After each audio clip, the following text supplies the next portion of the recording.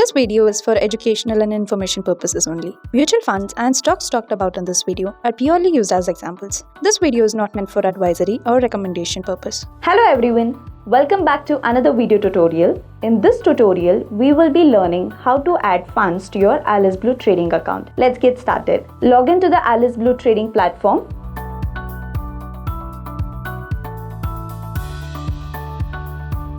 Click on funds located on the top right hand side of the page. There you will see two options, add funds and withdraw. Click on add funds, then select the payment option either via UPI or net banking. If you select UPI, enter your UPI ID and click on the continue button. You will receive a UPI payment request on your UPI application. Proceed to add the desired amount to your aliceblue account. If you select net banking, follow the prompts to complete the net banking transaction, and please note the charges of 10 plus GST will be applicable. So you see, it's that quick and easy to add funds to your aliceblue trading account using either UPI or net banking. Please refer to the link in the description for more information on other payment methods such as IMPS, NEFT and RTGS. If you found this tutorial helpful, make sure to give it a like, share and subscribe to our channel.